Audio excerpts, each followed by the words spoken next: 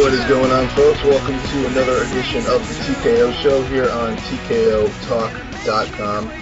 It's that time of year once again, wrestling fans. The grand stage, the granddaddy of them all is upon us, and we're here to break it down. We, meaning myself and my special guest here. You know me, of course, Tim TKO. Follow me on Twitter at TKOTalk.com, TKO Talk, DOTCOM, all spelled out for you if you can handle that. I'm joined by the host of the Sherdog Radio Network Roundtable on Sherdog.com, co-host of the Lapsed Fan Wrestling Podcast on WrestleZone.com, former co-host of Beatdown on the aforementioned FSRN, in which I bugged him about 3 days a week with UFC matchmaking ideas. Mr. Jack Encarnacao, however you want to say it. How exactly do you say it, sir? And thank you for joining me. It's my pleasure. It's really up to you, however you want to say it. Encarnacao is how we say it. All right, well, there you go. My last name's Kaskuba, so I got that misspelled and missaid about thousands of times growing up. So yes, I understand. I understand the pain. Yes. Well, there's always pain. You know this, Tim. I am well aware. I had Can I swear on this, by the way? Yeah, go ahead. Okay, great. I had a not wrestling. You can see where my mind is. I had a T-ball, like baseball card that they made for us as youths, and they spelled my last name is spelled K-O-S, and they somehow I still am baffled by this to this day. They spelled it K-W-S. K-W-S. Yeah, like there's ever been a last name in the history of mankind starting with 3 consonants. Sounds like a Polish MMA organization. Mariusz Pudzianowski representing. Yeah, good luck spelling that. There may be a KWS in that name. There you go, or KSW. There you go. All right, well, we've got our, I'm sure there'll be plenty more MMA references as we go along here. Before we actually get into the meat and potatoes of WrestleMania 31 this Sunday, obviously, for anyone that's listened to the Lapsed Fan Wrestling Podcast, and for those who haven't, I highly encourage you to do so. It will soon become your mainline addiction, as it has become mine. That's correct. You've gone through 30 weeks, 30 WrestleManias every single week, breaking it down with your co-host JP Sarra, WrestleZone.com, produced by SRN Radio Savant TJ DeSantis, and you probably have a real interesting perspective on this WrestleMania, which is one of the reasons why I wanted to have you on here. Just going in, I mean, you've also lived through, almost all these WrestleManias just in terms of getting hyped for them and anticipating them and, thinking about how the matches are going to play out. How does this one compare in your mind compared to WrestleManias of here gone by? This is one of those weird ones where you don't look forward to it necessarily because you expect tremendous in-ring quality or blow-away memorable action, but there's more curiosity around this WrestleMania in terms of how finishers are going to play and what the show's going to look like and how guys are going to look than in recent years, I think. It's a less predictable pattern, in recent years. And we think last year Daniel Bryan taking the strap, it's pretty clear that was the direction they were going to go, that all signs pointed towards that being the Cinderella ending. Of course, nobody saw the streak coming to an end. But because nobody saw the streak coming to an end, you didn't come into the show with a tremendous amount of anticipation or expectation that something other than Undertaker adding to this win streak was going to happen. The year before was the Rock-Cena rematch. It was clear because Cena put Rock over at 28 that Cena was going to get the win back in the championship. Not a lot of intrigue there.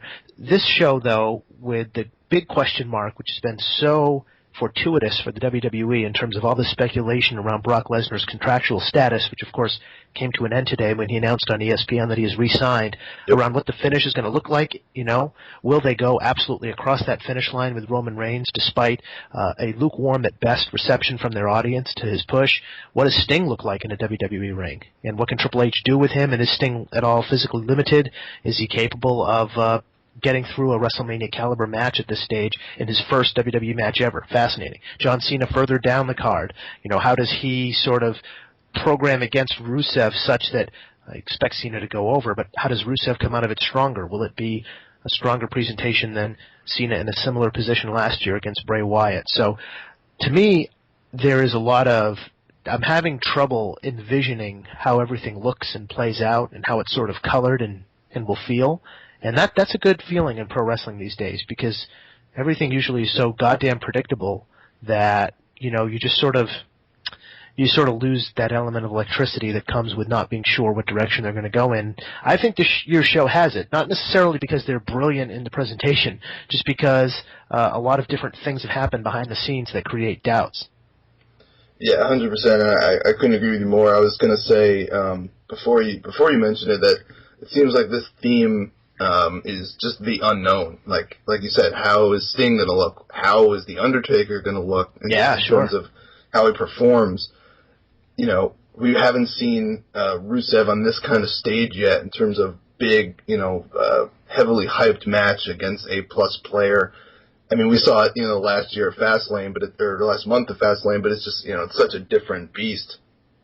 Yeah, the Undertaker question is huge. Not just how does he look physically, but what does it look like for The Undertaker to have another WrestleMania match after the streak is over? Does anyone really give a shit? Will he be as lauded and revered? Will the sense of awe and wonderment that has accompanied so many Undertaker matches in the past decade still be there? Because it's a different dynamic. I mean, The Undertaker, I've seen him in cold WrestleMania matches. I mean, right up until he tombstones Sid in 1997, no one gave a shit about that match. Mm-hmm. And The Undertaker was well established. He was homesteaded. He was already sort of regarded as a legend in the WWF at that point in time. That wasn't enough, though, for the people to feel like something truly special was happening, even though he was going for the belt.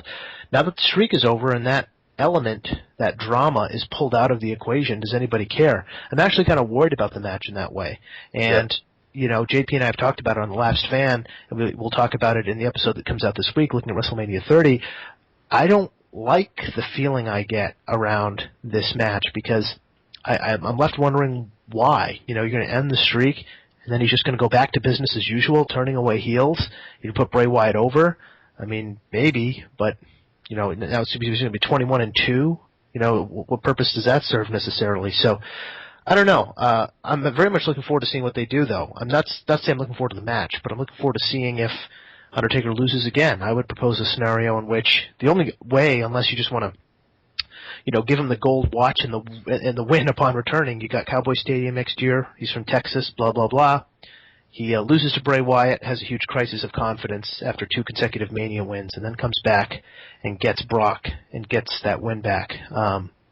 Maybe you don't want to do 2 losses if the idea is to correct the one aberration in the streak. I just feel like it's weird to come back after all of that time winning, losing the match, and then just coming back and winning kind of a pointless one in between what I suppose would be his retirement match. But, we thought last year was his retirement match. That's part of why Vince made the call. Yeah, it's fascinating. And, we mentioned Undertaker, mentioned Sting.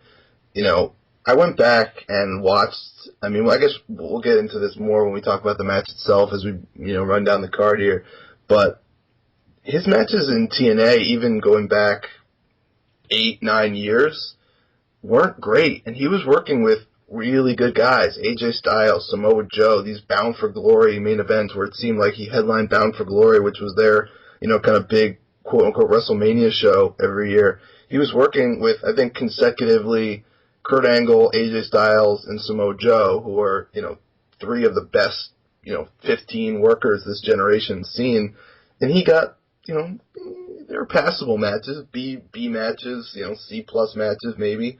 Maybe I'm being a little harsh, but Triple H is very good, and as you guys have chronicled, depending on the opponent, he could be fantastic, great.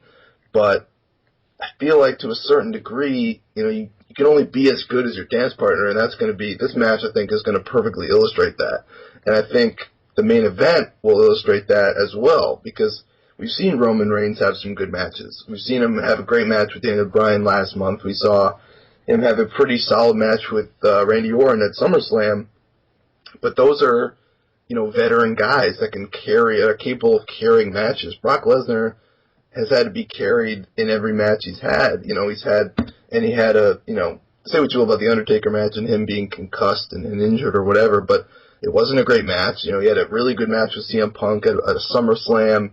He had a great match with Cena, but Punk, Cena, the only guys he's worked with so far are Punk, Cena, Triple H, and Undertaker. there's a very clear theme in those four guys, and they're great workers, they're veterans, and they can carry a match. Roman Reigns is not that kind of guy. Yeah, and the heat for Roman Reigns has to be overcoming the tremendous physical threat that Brock Lesnar represents. This is not going to be a match where Roman Reigns runs through Brock Lesnar. And do people care enough about Roman Reigns to get behind his comebacks off the heavy sell? That's the thing. People started to embrace and pop for Roman Reigns because he represented the possibility of another kind of dominating Goldberg-esque babyface who would start truly killing people. But in classic WWE fashion, they don't think of babyfaces that way. They have to sell. They have to sell, and if you don't know how to sell and get sympathy on you for the comeback, we don't really have a spot for you in a consistent way going forward. So Roman Reigns is going to have to fit into that sort of color-by-the-numbers babyface formula of getting the shit beat out of him and then making a comeback. And I fear that when that comeback comes, everybody's going to be booing him, and booing kind of what will feel like a fake moment in the match where Lesnar can make everything feel so real, but the second he has to start selling for Reigns' comebacks, it's going to be like, just take you out of the reality of the match. And that's a huge moment that I'm going to be watching very closely. And I think if treated thoughtfully, and treated honestly, and not treated in a way where we're just going to, give the fans a conventional comeback, and this is just a conventional babyface anointing kind of a new face of the company or new champion on the grand stage. If they're really careful about, all right, what exactly does he physically do to come back on Lesnar? What is the spot? He has to whip out some new stuff, I would suggest, in part, and really do stuff that resonates with the audience as real.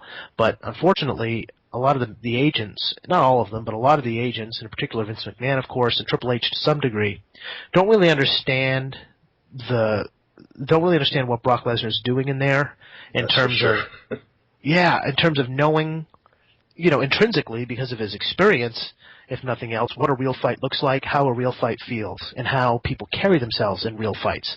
And I think Roman Reigns has shown the ability to tap into that at very fleeting moments. Like Daniel Bryan brought it out of him brilliantly, because Daniel Bryan just is so gifted at understanding how, based on two body types, a match can look the most real, and just sort of guiding his opponent along a story in a match where you really can sink your teeth into it and nothing happens to take you out of the moment, to break that kind of stream of consciousness of being engaged in the match and not being slapped across the face with the fact that it's a work every 25 seconds. So I'm curious to see that, because Roman Reigns needs to pick his spots carefully and his physicality carefully when it comes to not ruining the match, or at least what I think is the best bet at having a great aura to the match, which is these are two absolute monsters fighting, and the outcome is in dispute. You don't necessarily have all the confidence, especially now that Brock is re-signed, that he won't retain. So, how do we leverage that curiosity and uncertainty in the audience in such a way where, it helps us as opposed to, hurts us?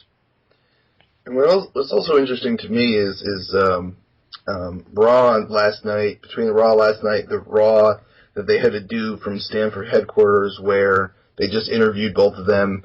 They've portrayed both of them as very even keel. No one really has had the upper hand. I mean, they haven't really shared the ring other than last night. I can't really think of any other occasion. It's mostly been, Paul Heyman's words versus Roman Reigns' actions, and half of Roman Reigns' actions, if not more so, have been against guys like Mark Henry and Big Show and these guys, showing that he can, handle a bigger threat, I suppose. But they've portrayed them both as even keel, like tough guy versus tough guy. And I'm not 100% sure I mean, maybe they still aren't sold on a finish and they want to keep things, on a level playing field, but it doesn't seem, usually in a case like this, the babyface would get at least a little bit over on the other. Do you think that could be just due to they don't know how the audience is going to react to both these guys? They don't know who their babyface is going to be, so they don't want to give one guy the advantage over another? Well, I think it comes down to Brock Lesnar having such limited dates that you can't count every week on doing something physical between the two. And Even last night, though, you would think they would. I would have bet money that they would have done the brawl, a bunch of referees, a bunch of superstars had to separate them kind of thing. They've taken a bit of heat, for just doing a show closing WrestleMania angle with the two guys just stand there playing tug of war with the belt. Like, what the hell is that? Like, you didn't whet my appetite to see these guys actually fight. It just sort of in the same place. But it's interesting. We'll see if it works. They're doing a lot more of that. They're playing, and in Lesnar's case, it's not some kind of strategy necessarily, and in Sting's case either, it's kind of like just the forced hand, but it does work where you really, know what the moment is, and you just don't give it to people until the pay show. Like Sting cutting the promo until the very last week. Yeah. They didn't give it to people. Unless you count the auto-tuned, demonic, fake voice they used in that video. Right, which I don't, and which the fans didn't. Nobody regarded that as his first WWE promo. No one even listened. Everyone was just baffled by the voice change. Yeah, and apparently they have some issues with the way his voice sounds and don't think it comes across. And then he did just fine. I mean, talk about TNA. Sure, his work didn't necessarily improve, and in a lot of ways due to his age, he's slowing down. But one thing that did improve immensely in TNA for Sting was his promos. 100%. The guy was, they're probably judging Sting on his reputation from, the 90s in WCW as a promo guy, and he was the shits. I mean, he wasn't anything special. He was kind of a cheesy guy playing pro wrestling babyface on the mic as opposed to, really connecting with the people in a genuine way, though they certainly loved him for his in-ring charisma and the physical charisma he carries about him. In TNA, he totally upped his game, and he could carry those, traditional, 15-minute opening mic segments on Impact every week, told some great stories. He played that Heath Ledger Joker version of Sting really well, showed a bit of range there, which was, totally out of character for him as just like this straightforward babyface. He's either the straightforward babyface, the most straightforward babyface you've ever seen, or he's the silent guy who doesn't do anything besides swing a black bat. Yeah. So, he did it just fine, and he's got the abilities there. But I think that's an example of them, like, saying, okay, we need to avoid the point of diminishing returns as much as possible with these guys. There's a limited menu of things in a feud or with a guy that people want to see. And the longer we can put off that limited menu from actually delivering, the better shot we have of it feeling special. Vince McMahon was on Steve Austin's podcast, and he was talking about what used to work, about how keeping Brock Lesnar away builds him up as bigger. And there's no question that's the truth. There's no question about that. There's no question that if Brock was on Raw every week, he would feel less special than he does. It's an interesting situation because it's, like I said earlier, it's not some kind of brilliant play on their part. It's what they're forced to do contractually because they wouldn't be able to get Brock Lesnar if they insisted on him doing dates every week. Like he said, full-time money, part-time schedule. In fact, less than a part-time schedule. $5 million for what? Let's see, for like 9 dates, 10 dates. That's insane. That's like by far the most lucrative contract they've ever done for anybody. So it's really interesting, and it's a situation where the angles that they have choose to do are just they only go halfway, and I think we'll see if that works. We'll see if that leads to more intensity when they actually do touch, quote unquote, in the ring Sunday.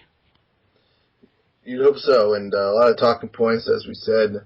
And let's dive right in. One other thing I'll mention is something that I'm sure you can appreciate as a man that has attended some live events in his day. Last month, I attended the Madison Square Garden Hogan Appreciation Night, which had a lot of the superstars on this card. A lot of them working against each other in maybe preparation for this card and getting some reps in and trying to figure out some spots. And then the next night, back closer to home base, I went to another house show in Bridgeport. So 2 back-to-back nights, 2 back-to-back house shows, a lot of the same guys, and it was interesting to see the reactions and how these guys worked with each other, so I'll probably make note of that as we go along here. WrestleMania 31, Santa Clara, California, Levi's Stadium, the new 49ers Stadium, is being christened with a WrestleMania. The first time they have returned to California since they went Hollywood back 10 years prior. Mm-hmm. So, there's going to be a fatal 4-way match for the Tag Team Championship on the pre-show. It's just worth noting. Tyson Kidd and Cesaro, the champions, will defend against the Usos, Los Matadores, and the New Day. One thing I just wanted to say about the New Day, talking about those 2 live events, on the Madison Square Garden show, they came out and wrestled Cesaro and Kid for the titles. And as they do their clapping thing, doom, doom, doom, doom, doom, the Madison Square Garden crowd, which overall on that night was a terrible crowd. I actually got yelled at by people in the rows behind me for standing up and cheering and clapping and like shouting stuff, saying that I shouldn't be standing. So that should illustrate a good amount of the crowd there. But as the New Day was doing their clapping, they were chanting, "New Day sucks. New Day sucks." Oh boy! As the face tag team. So maybe that gimmick needs to go through some modifications. Anyway. Yeah, modifications to say the least. It's a dead end gimmick. Sometimes they make me laugh, but I'm sorry. It's part of Vince McMahon's whole thing about black wrestlers. Yeah. If you're a black wrestler, you have to be doing black things, or what Vince McMahon considers black things: singing, dancing, jive talking like a preacher, talking street, acting a fool, acting like some kind of doofus like R-Truth. Doing whatever Crime Time was doing. Absolutely. It's like you can't just be a WWE superstar who happens to be black. The fact that you are black informs your gimmick from day one, and that's just the way it is. It sucks because it means that every black wrestler that'll ever work for the guy won't be able to really break through because they're always going to be tethered back to. They're always going to have to. Even Booker T, you have to start. Even when he got his go with Triple H at WrestleMania 19, it had to be about the fact that he was black and Triple H making racism remarks. It's like, dude, no one even thought about the fact that he was black until you introduced it. It is for all the critiques about the way wrestling used to be.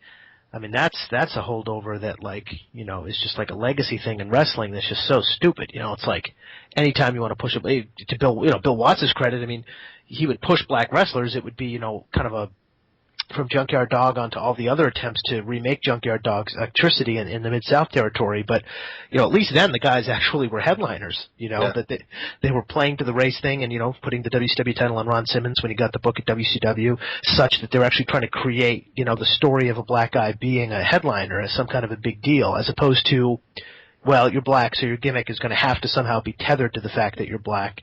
And when that's the case, it's kind of a disconnect for the audience. It's not that it repels them. It just doesn't make them feel as legitimate as the other guys for whom, their race is never a thought. It's just not something people even consider or think about.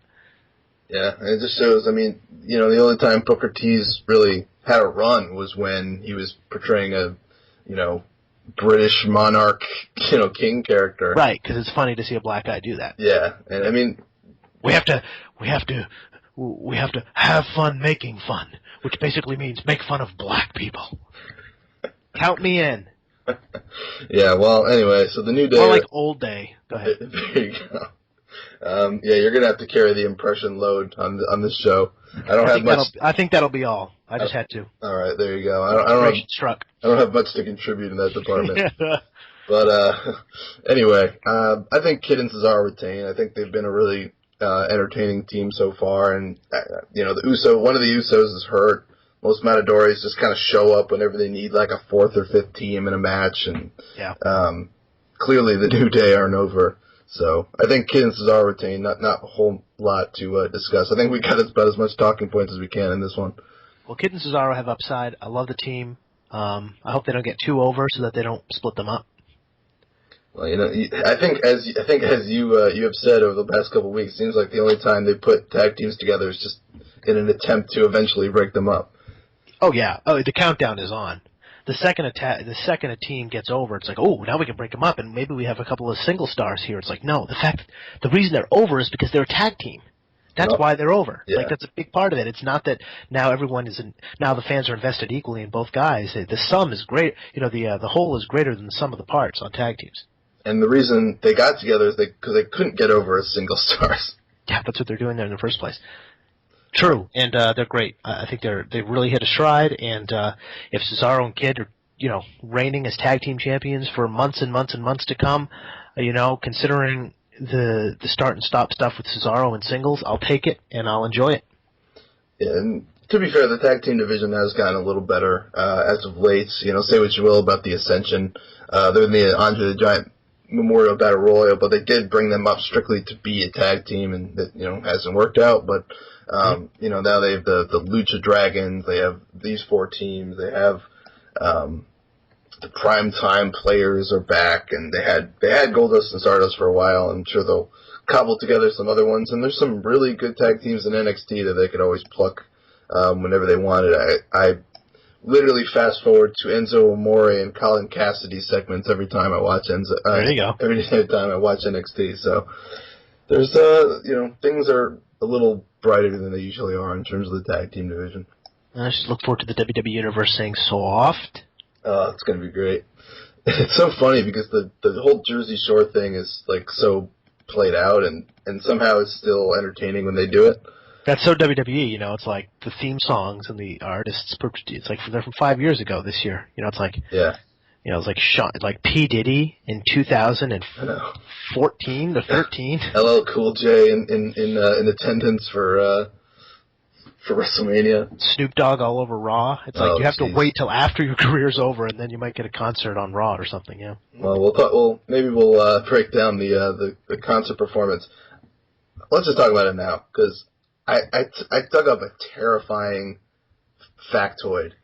Skylar Grey will be performing with Kid Ink and Travis Barker. They'll be doing whatever the WrestleMania theme song is. I don't even know. I believe it's something by David Guetta. And I found out, actually, Brandon from Jersey, shout out to him, sparked my fascination with this, because he tweeted something along the lines of, I wonder how many, guys Skylar Grey has more WrestleMania's appearances than, because this will be her 3rd. Wow. You know how many of the Road Warriors have had?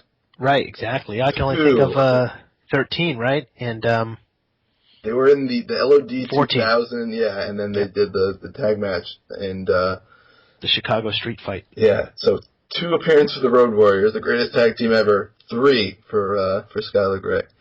Yes, with all due respect to Skylar Grey, I mean, come on. It's like, I don't know. It's like they seek, they always have, WWE, seek outside validation.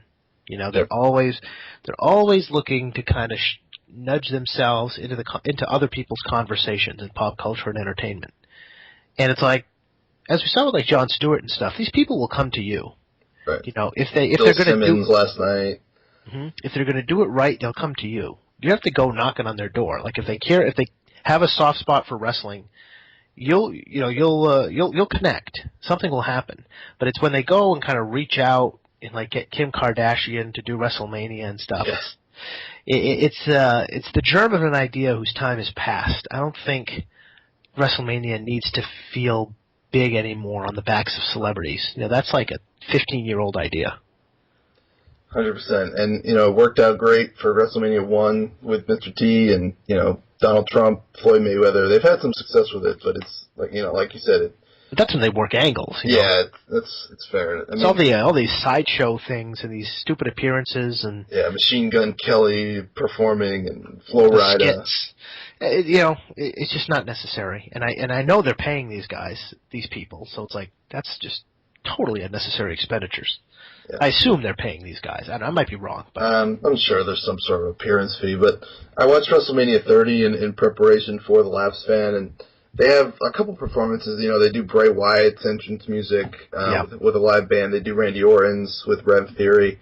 Yep. And it feels so much better that way. Like you guys have talked about, it's so more organic, and it doesn't add minutes. I mean, it probably does add a few minutes to the show, but it doesn't feel that way. It just feels like, part of the show. Well, it's someone just playing the live music where the recorded music would be anyway, as opposed to an extra concert that we're asked to deal with. Yeah, that you're taking minutes off of other matches or, whatever else.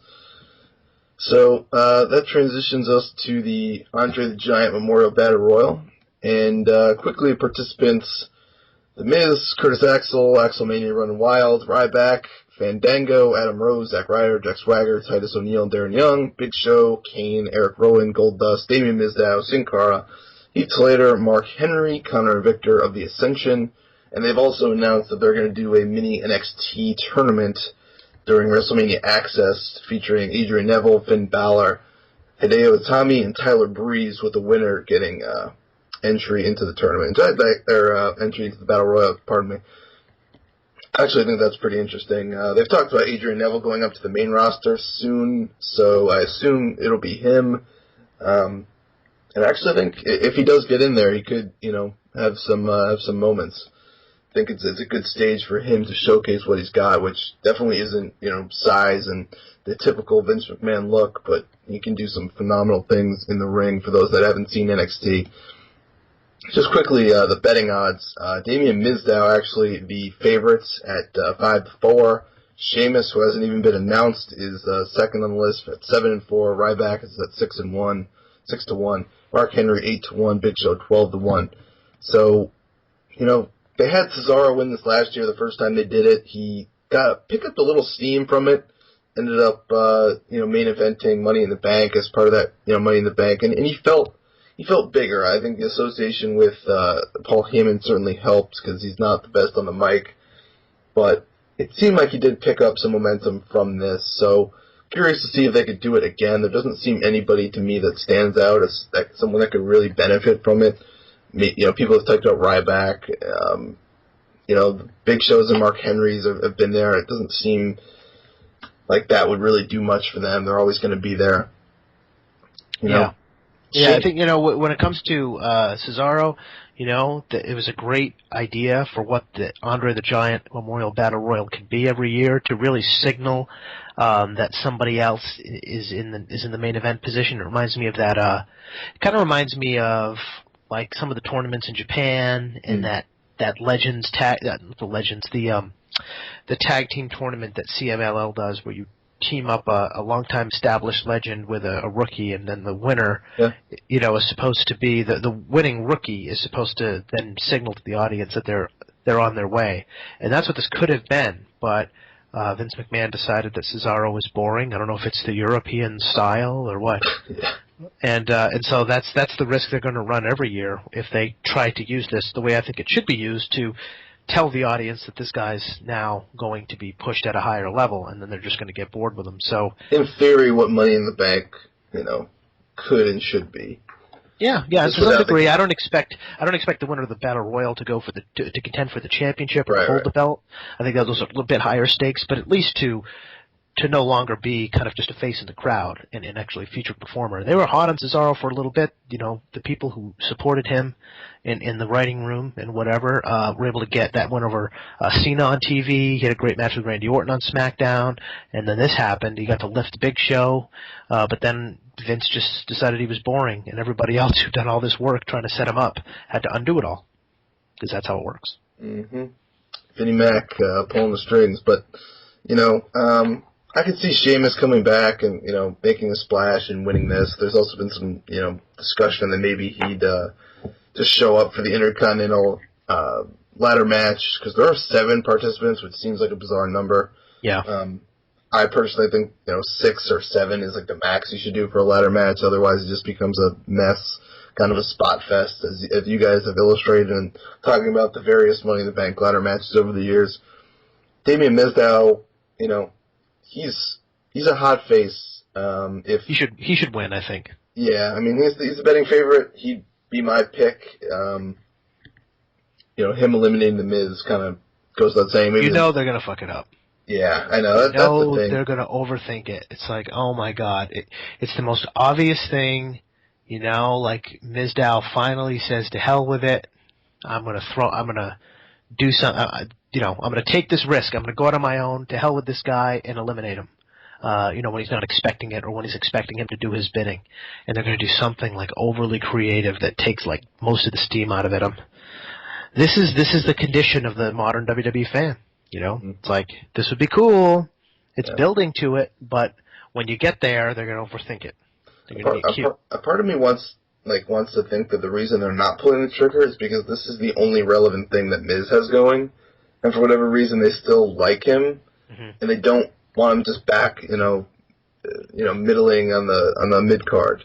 I mean, he still is regardless, but at least now there's something going on. Like they could put him on TV, they could keep the Miz'd out thing going, and eventually they'll have to have a blow off, but at least it keeps them relevant. Like the segment they did last night with Will Ferrell and Kevin Hart, I thought was kind of funny. It was great. So they could always have this in their back pocket. I don't know if they pull the trigger necessarily right now. I think it's the time. If they have any faith still in Damien, formerly known as Damien Sandow, which at one time it seemed they did. Yeah, that's the key to the whole thing. Do it when you actually feel like you can capitalize and do something with Damien Mizdow, when you have an idea in mind of what his next evolution is after this, instead of just, all right, we did it, we got our moment, now what do we do with this guy? And then exactly. Because 3 weeks, it's like, okay, we can't even fit him on Raw. If he's not imitating the Miz, right? What does he go back to? Just white meat baby face, as Mr. Stone Cold likes to say. Right. I'd probably pick to Miz that. I would love Adrian Neville to go out there and win, but I know that's not going to happen. No, this is just Triple H getting a bone thrown to him for his NXT pet project. Yeah, I don't expect the NXT guy to have much of a profile at all in the match. I think if it's Neville, for instance, I don't know. I just think he's the most over of those guys. I think they want to keep Finn Balor kind of. I think they still feel like he needs some more development, and he's facing Kevin Owens for the title, so I think they're going to give Neville the spot. Plus, I think he is the logical next guy of this group to come up. I think he at least hits his whatever he calls his finishing move, the Falcon. Oh, for God's something. sakes! What is it called?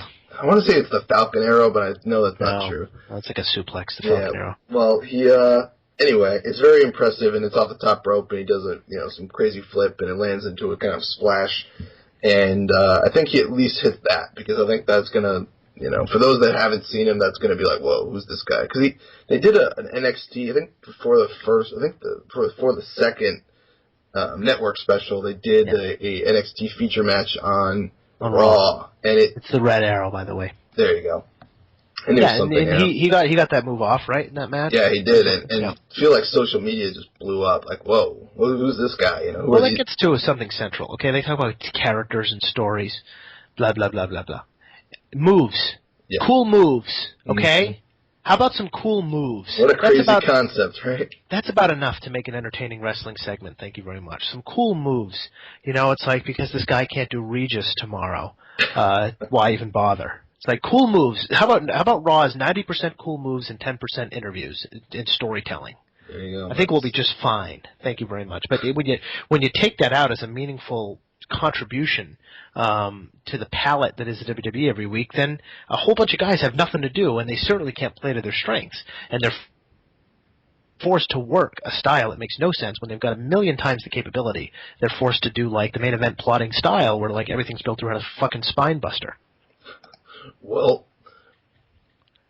if it was a wrestling company... That's right. If it was a wrestling company, then maybe we do that. But those are wrestling moves. Those aren't entertainment moves. We tell stories. That's right. Whether you like it or not. We tell stories, we tell stories to our detriment. Yes, even if no one likes it, you'll get to like it.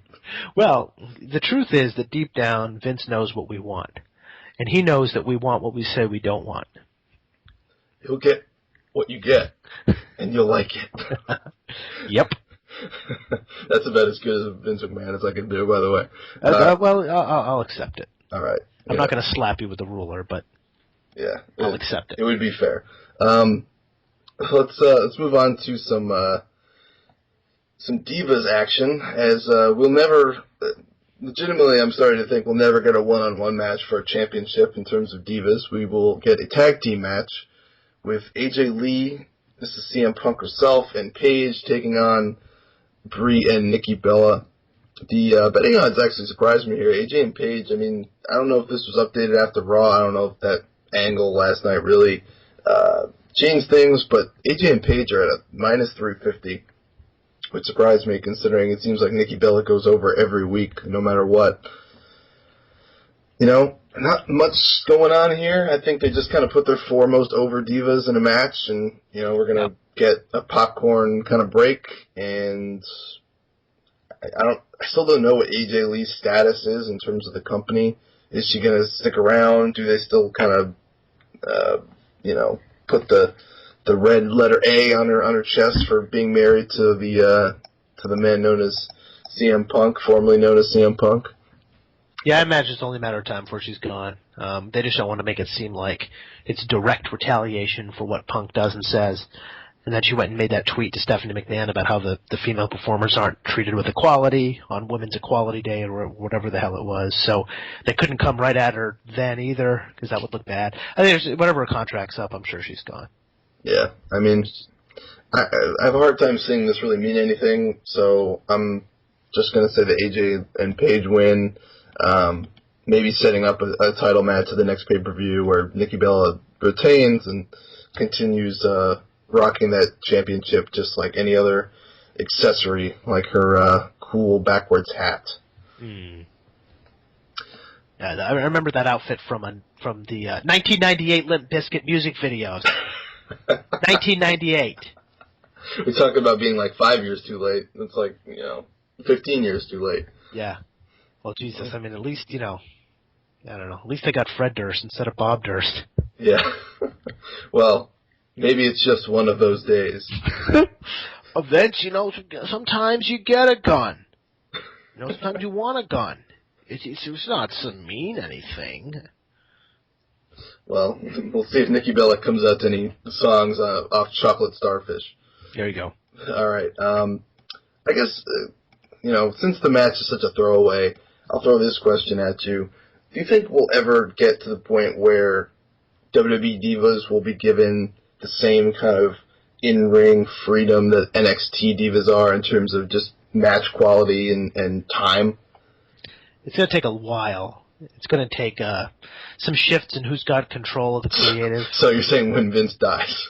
No, well, not when he dies, but I think when people aren't as sycophantish about pleasing him on the writing team, when there's people a little less afraid of proposing ideas that are already in their minds pre-approved by Vince, which I think will slowly begin to happen as people begin to detect that Vince more and more defers to Triple H's judgment on creative calls, That's the frustration if you're on the creative team. It's like, you work as hard as you want to get a guy over you think has upside. But if Vince doesn't share in your philosophy around a guy, it's all wasted. You still end up freaking out at 3:30 on Monday afternoon rewriting everything because Vince said that's stupid, I don't like it. So they're all basically, trying to make sure that they don't waste their time and energy on something that's not going to go anywhere. But Triple H believes in, NXT is Triple H's version of wrestling. That's how he likes wrestling to be presented, and that's, to my thinking, the kind of presentation he would support once he gets more control of how Raw is actually laid out every week. But that's still very much the priority, so therefore very much still in the hands and clay in the hands of the big boss. So I don't know. I think it'll take a while. I don't necessarily think it's going to be shepherded in for this current crop of NXT divas to take advantage of, like Charlotte and Sasha and Becky Lynch and the rest. I feel like maybe the generation after them might come into more favorable circumstances. But hey, maybe they could bridge the gap and do that. Like I said before, 90% cool moves. Yeah. I mean, they could add a lot. That fatal four-way match I don't know if it was the last NXT show. I think it was. The last special it was unbelievable. Yeah. Yeah, people want to see girls do cool spots. It's the same thing in UFC. Yeah. It's a little cooler when girls do it. It just is. And, Sarah Del Rey is just doing miracles down there because every girl can at least hold her own. I was watching the WrestleMania, like I said, I was watching WrestleMania 30, and they do that, the Divas Invitational or whatever, and it is just brutal. Yeah, well, when you're trained to do 12, when all they expect out of you is 2 to 3 minute matches, that's all they're really going to train you to do. And if you're capable of doing more than that, it's kind of on your own accord and as a result of your own effort. But now, as you point out, they're conscientiously making sure that the new divas they're producing are more well-rounded and more capable than that. It's just a question of whether Raw's going to be formatted such that they can be showcased. And if they get sheepish, if the quarter hours come in and there's a little bit of a hit, That's what building is. Some things are hit right away, but very, very few things are. And if you just take the sure thing every week to keep the quarter hours up or stable, pretty soon, once that stops working, you're going to be left with a situation where you didn't build anything else to take its place. Yeah, and I mean, they gave Nikki and Paige some time last night, and I thought it was a decent match. I don't know, the people that are, all up on Nikki Bella's improvement, she's definitely improved where she was, which was nowhere, and now she's at least she went from a 1, she's probably a 6 now, but it was funny, going back to the live shows that I went to, they had Nikki and Paige on both of them, and you can hear Paige calling spots for Nikki. I could hear them both times. Yeah. I don't know, maybe Nikki just maybe she has a hearing issue, I don't know, or she just gets too, zoned out in it. I don't know what it is, but she needs to be just held by the hand the entire match still. Yeah. And kudos to her for improving to where she was, but it's still nowhere near even the amount of some of these, even to someone like Becky Lynch who hasn't even been in NXT for that long. Yeah, they're girls who start as wrestlers. They don't start as models. There you go. So we move on to the ladder match, the Intercontinental Championship. Champion Bad News Barrett defends against Dean Ambrose, R-Truth, Dolph Ziggler, Stardust, Luke Harper, and Daniel Bryan. Quite the far drop on the card for the former American Dragon. Although he is the betting favorite at 3-2, Dean Ambrose is right there at 9-4, Dolph Ziggler 8-1, and the champion at 9-1. And then the other three are long shots. A lot of good workers in here. I expect some action. This is kind of the fill-in to where Money in the Bank used to be. Makes sense to have it. It very well could open the show, and some guys that have been in some ladder matches. So I'm expecting a good match. This is one of the few where I have some expectations going in. And I think we're going to see some cool spots. I think there's 7 guys, I think is the most you can have, like I said earlier. I think the WrestleMania 24 Money in the Bank, where Jeff Hardy was supposed to be in it, and then he got popped for the drug test, and they kept it at 7, was the last good Money in the Bank. So 7 always seemed like the perfect number to me. And I think it could be good. I think Daniel Bryan comes out the champion, and tries to elevate the Intercontinental title a little bit. Yeah, that's about all we can hope for as far as Daniel Bryan, because it's very clear that he's not going to be making a return to the world title picture anytime soon. So I'll take it. I'll take Daniel Bryan being a throwback Intercontinental champ, turning away all foes and having the best matches on the card every week, sort of in the vein of when Savage had it, Steamboat had it, that kind of era. And that's fine. I mean, as long as he's contributing, and I think people are going to have to get over the idea that everything's in a holding pattern until Daniel Bryan gets back into the title picture with the belt. Because, as we've learned, and as we've come to find, that was never the plan, to have Daniel Bryan be the face of the company. It's hilarious when Cole says that in the closing scene of WrestleMania 30, when he was just penciled in to just get run over by Lesnar by the summer, in an eerily similar chronology to Chris Benoit's title win in 2004. So, I think that's what I hope for. I'm sure this will be the best match of the show. And I think the best case scenario is Daniel Bryan comes out and has, 4 or 5 pay-per-views worth of classics with Dolph Ziggler over the IC strap. And let's have this title be the workers' title. That sounds good to me. Yeah, and you got some good ones in here. And this does seem like the match of the lost pushes. Just after Survivor Series, for whatever reason, I really got some hope that maybe they were going to do something with Dolph Ziggler. Over the summer, Dean Ambrose was the hottest guy in the company, and there was some stone cold comparisons being thrown around. Yeah, and it just fell apart. They just Reigns came back, Bryan came back. They started, pushing Rusev and Bray. They had to make stronger for the Undertaker match, and he just got knocked down the car. The terrible booking of the Royal Rumble, where he just got thrown off like a rag doll by Kane and Big Show, who lose every week. It's a shame. I'm a big Ambrose supporter, and seemed like just for a while he was just white hot.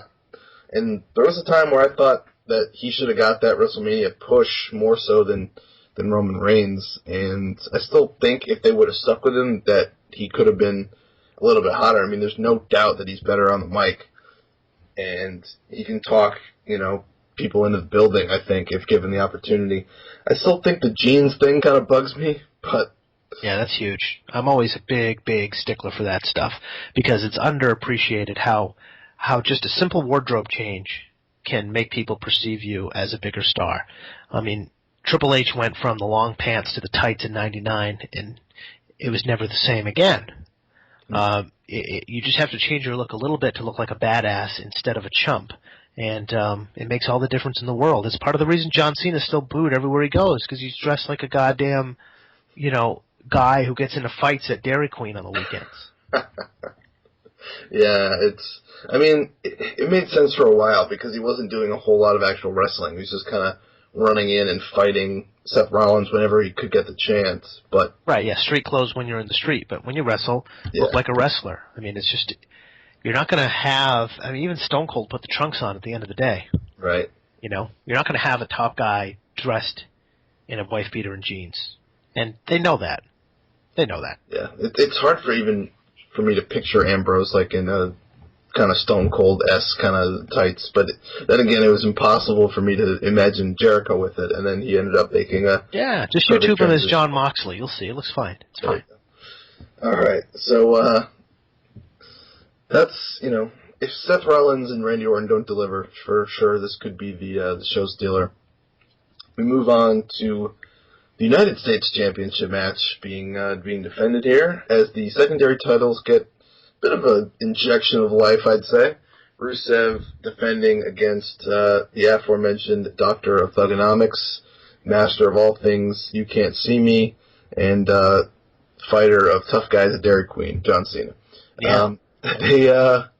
I will say that they had just a straight one-on-one match at Madison Square Garden for that live show. It was the main event right before the intermission, and they got a good amount of time. They got about 15 minutes, 20 minutes, and they actually had a really good match.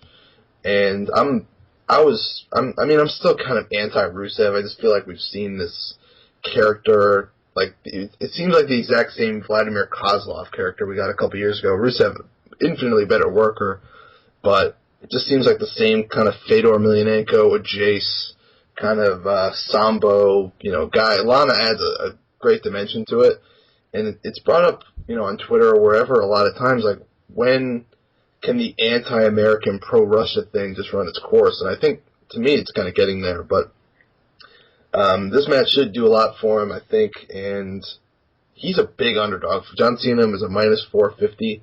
I think if you're gonna, roll with this Rusev thing and try to keep him, as strong as he kind of is being portrayed, I think you have to have him go over here. I think it'd be a mistake otherwise, but I thought the same thing about Bray Wyatt last year, and Cena won, and I thought it had detrimental effects, so, we'll see what happens.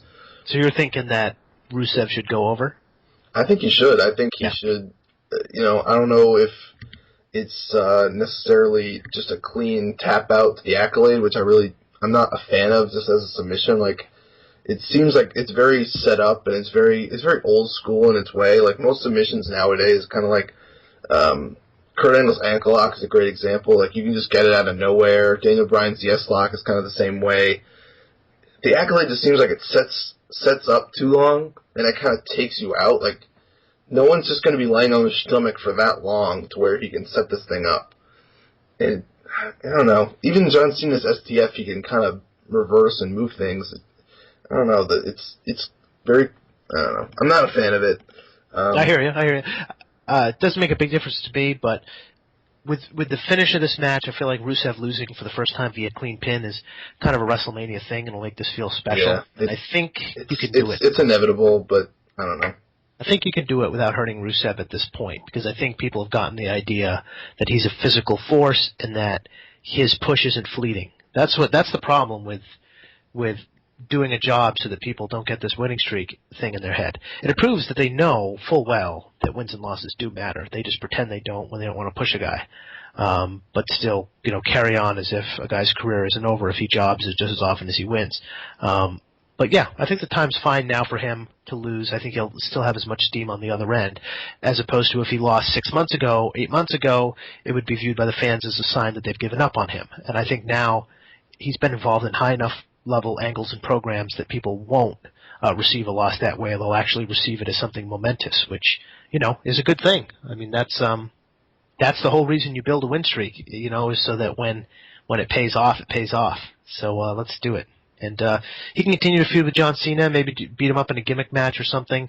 I always struggle these days with WWE pay-per-views because it's like most of the time you're just like, well, this program isn't going to end at this show, so it's going to just be rematched again and again and again. And that's true, but it's also kind of like a weak way of assessing everything. Like they're just going to rematch again the next month, but it's true. So yeah, and it's always some sort of gimmick match, and what you think should happen at WrestleMania ends up happening there, and it definitely throws some things off. But I think you should go over, and I think there's a chance he might. I think there's a way of having some cheap victory, and then at the end of it, Cena kind of getting some momentum, and I don't know, he hits him with the attitude adjustment through the Spanish announce table or something, and I think there's a way of doing it to where both guys can look good. Not the way he beat Umaga is a great example. I think it was the 08 Rumble. Great match. Great match. I'm sure you can't choke a guy with the ropes anymore and noose him like you did for the finish. Yeah, that was scary at the time. In fact, Daniel Bryan got fired for doing that to Justin Roberts True. with a tie. But finding a spot that goes that extra mile of violence to where John digs deep and does something disturbingly violent. That's your answer. That's where John Cena's had his moments, like the I Quit match with JBL, where he goes apeshit and throws him through a window or something. It's like when that's what you need. You need John to bring the killer streak out, and then it feels right. It feels like something significant happened, as opposed to, oh Jesus, another John Cena finish. Next month's match is going to look the same, except they'll kick out of 3 finishers instead of 4. Yeah, and I think I'm not sure if Lana is going to be there. Apparently she's filming a movie or something. I think she could add a lot to this match, just in terms of either they've teased some dissension between the two. Maybe she cost Rusev the match. Maybe she is the reason he wins. I feel like her being there would really improve, and she's just such a heat magnet. I agree. Just her talking, and even to me personally, then again, I have had some personal run-ins with some Russian mail-order brides that sound an awful lot like Lana. Oh boy. So shout out, hey Dad, what's up? It's kind of like the Ricardo Del Rio pairing. It's like, you don't realize how important the mouthpiece is to the act until you take him away. Or the aforementioned Umaga and Armando Estrada. Like as soon as they took him away, he lost a lot of steam. And it's not because the second or the mouthpiece is a huge star. It's just that they add that extra element that makes them feel special and not a face in the crowd. So I hope they never break up Rusev and Lana ever. Yeah. And the Wyatts breaking up, I would throw in there as well. Which transitions us to The Undertaker versus Bray Wyatt. They've kept Undertaker off the show. We haven't seen him for a full calendar year. Or at least we won't anyway, come Sunday. And Bray Wyatt. I saw pictures of him at Disneyland. I saw that too. I also saw a picture with him doing the classic MMA fist pose with somebody that he'd be training with. I mean... Yeah, some beefy guy in the gym somewhere, you know. Some guy on the 80s workout regimen. Maybe they're doing some rolling, practicing their shoot submissions, posting on each other. Well, certainly Undertaker has that deep gauge of that submission base. Yes, he's a master of the go-go platter. Oh my God, he will hook that go-go platter, with beef teriyaki. Maybe a throwback to the Dragon Sleeper. Yeah, or the TCB. Yes. So yeah, certainly the guns are going to be out at Levi's Stadium as Taker goes in to shoot. Brock better watch his ass. I hope he brought some Steven Seagal shooting glasses, because bullets will be flying. And the striking will be pure. Indeed, the most pure. But I really like what Bray Wyatt's done. I think he's done a really good job of carrying this angle, despite Taker not showing up. At least, Yeah, but really weak rear naked choke defense. That's his problem. Yeah. That's his problem Sunday. Maybe he's shoring that up. Because Taker's big on the high percentage submissions. We know this by now. He's got quite the repertoire. Maybe Wyatt's got takedown D, but once you get it there, man, it's not hard to take his back. He's got a wide base. He got a wide base. You could use that. I'll tell you what.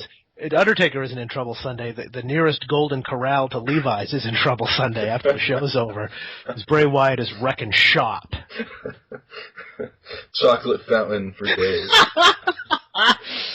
Just running over, putting anything in there, throwing some teriyaki wings, some California rolls, it's a blowout. Right next to the fried chicken. Come to me, chocolate fountain. All right, let's go. All right, well. As I was saying, I think Wyatt's done a good job, and not just on the buffet.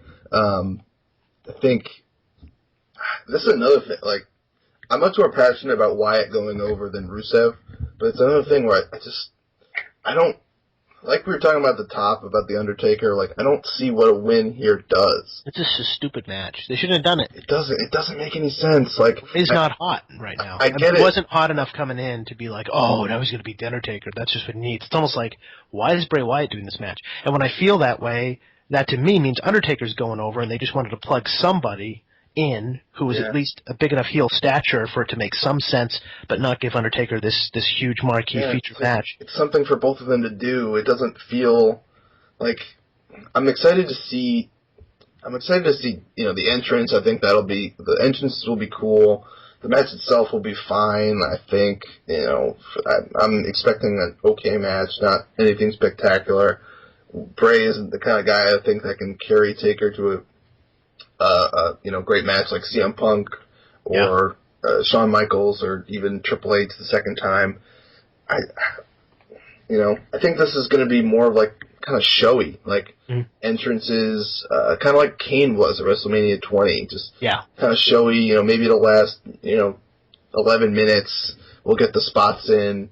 They'll tease the Sister Abigail, and then I got an idea. He does the spider walk, and then Taker sits up, and they go face to face.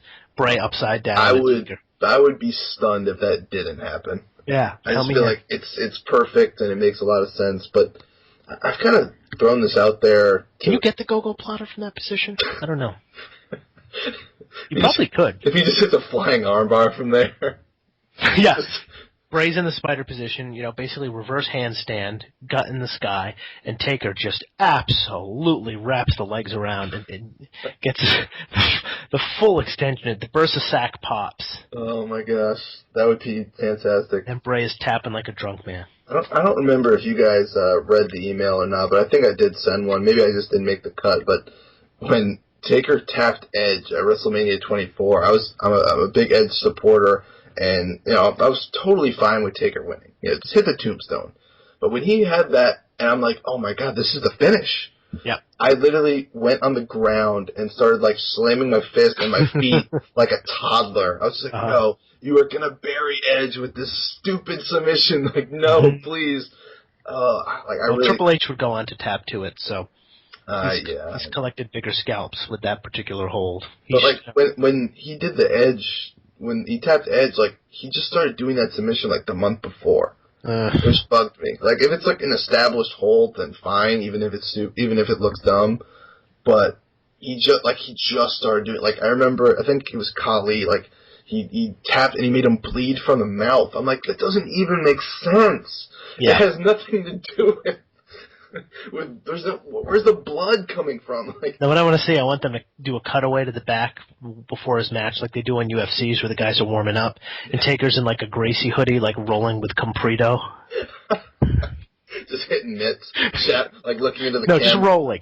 And then he taps, Compredo taps, and then they both sit there Indian style and discuss what happened, and then go back to it. Taker's just, he's been sharpening his jujitsu all year. One could hope. One could only hope. maybe IRS has paid off some Gracies to shore up that defense. April 15th isn't too far away, my friend. There you go.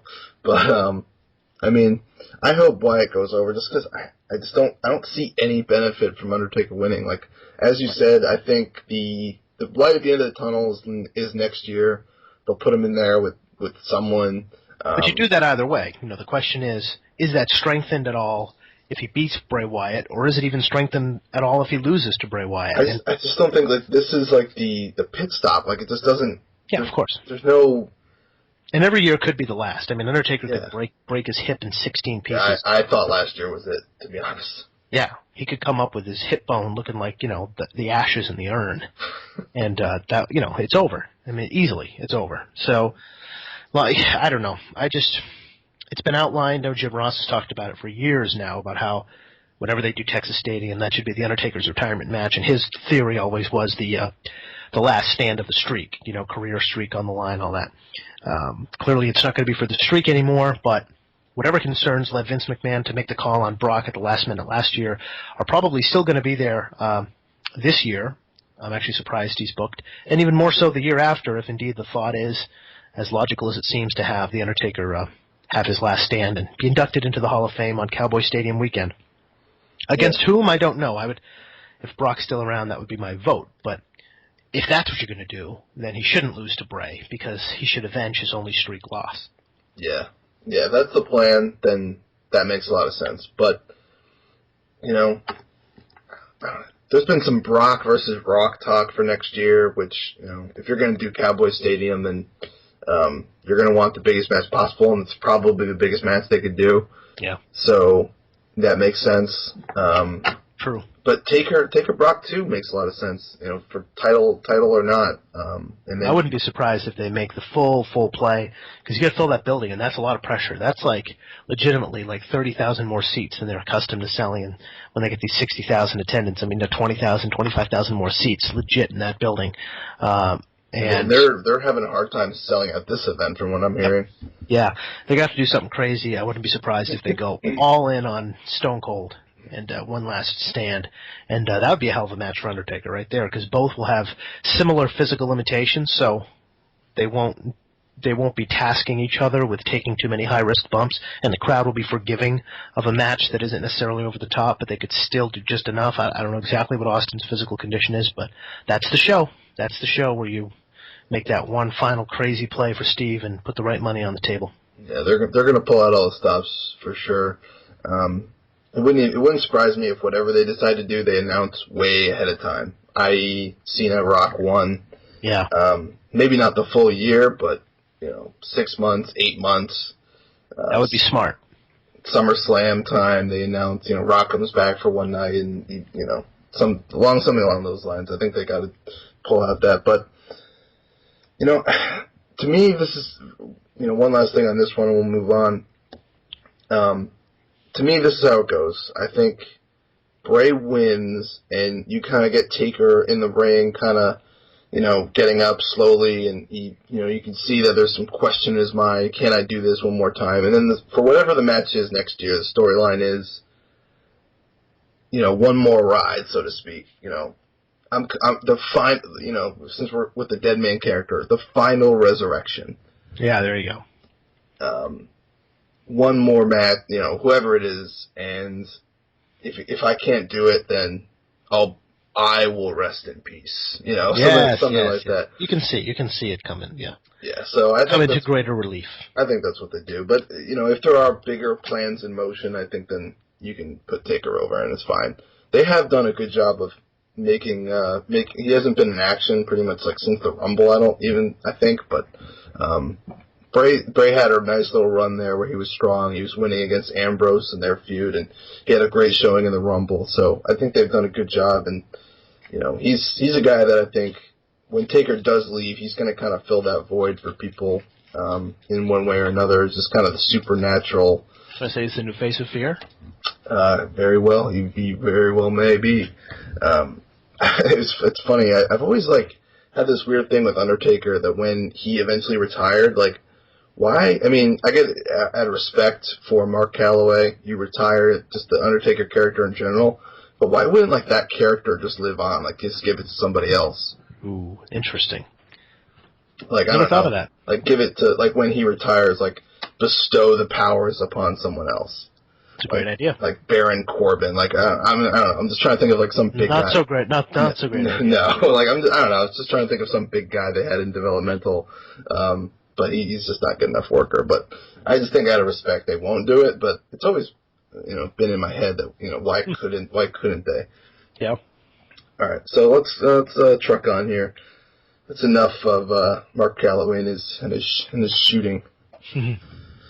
Seth Rollins versus Randy Orton is the next one we'll talk about. I think, like I said earlier, I think this reminds me a lot of like where Punk and Orton were, just in terms of like they didn't really have much for either guy, but they know that they're going to get a good match out of these two. The storyline was there with them using Rollins to write off Orton a couple months ago, and I don't really like the build-up over the last couple weeks. It seemed like they could have just had Orton just tear through the Authority piece by piece and have him. It's an example of what I said. It's like, when something's obvious and it's very clear what the payoff is, they need to stretch it out and they start telling stories because they have to make it more complicated than it is and get to that same place with like 4 or 5 chapters instead of just, the half of one chapter that the people want.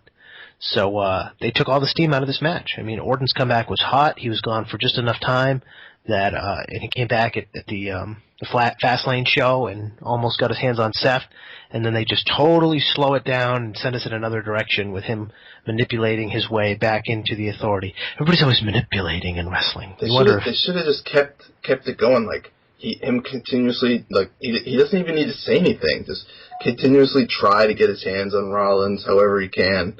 It never does until WrestleMania. Exactly. It should have been. It was such an easy thing that they needed to do.